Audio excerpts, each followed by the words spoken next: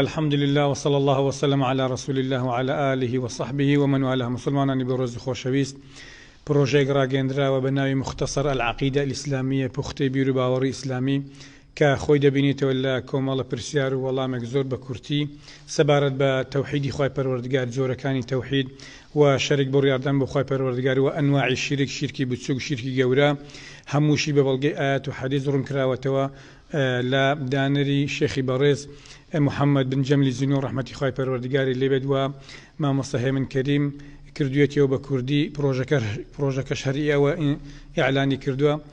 هیوادارم مسلمانێکی زۆر بەشداری تێدا بکات چونکە بۆ دوو شوێن ئیسفادەی هەیە بۆ قیامەتمان و بۆ دنیاش لە قیامەتمان ئینشاءالله پێی نجاتی دەبین لە سزای خوای پەروەردگار چونکە بەهۆی ئەم عقیدە ئیسلامیەوە دەتوانین خوای پەروەردگار بناسین جۆرەکانی عیبادەت و جۆرەکانی شەریک بڕیاردان بناسین بۆی لێ دوورکەوینەوە هەروەکو خوای پەروەردگار هەموو پێغەمبەرانی لە پێنە ئەوەدا ناردون وەکو خوای پەروەردگار دەفەرمێت ولقد بعثنا في كل أمة رسولا أن يعبدوا الله واجتنبوا الطاغوت بەڕاستی بۆ هەموو ئومەتێک پێغەمبەرمان ناردووە بۆ ئەوەی پێیان بڵێن خوای پەروەردگار بە تاک و تەنها بپەرستن دوورکەونەوە لە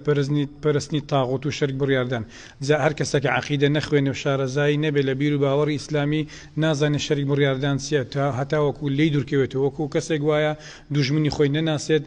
تێی دەکەوێت بەڵام ئەگەر بیناسی لێی دوور دەکەوێت و خۆی لێ دەپارێزی و هەروەها جۆرەکانی عیبادەت کە نابێ بۆ غەیری خوای پەروەردگار سەرف بکرێن و هەروەها خوای پەروەردگار ئێمەی لە پێنە ئەوەدا دروست کردووە وەکو دەفەرمێت وما خلقت الجن والإنس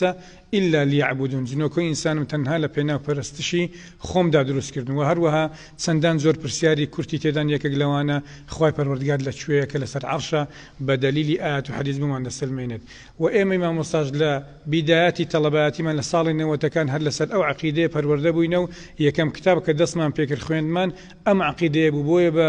بە کەمی مەزانە بەڕاستی شتێکی زۆر گرنگە لە ژیانی مسلماندا هەموو مسلمانێک پێویستە ئەم جۆرە بیر و باوەڕە بخوێنێت داوا لە خوای پەروەردگار دەکەم کە هانمان بدات هەموو لایەکمان یعنی منداڵەکەمان هەم دێن بەشداری بکەن لەم پرۆژەیە والحەمد لله وصلى الله وسلم على رسول الله.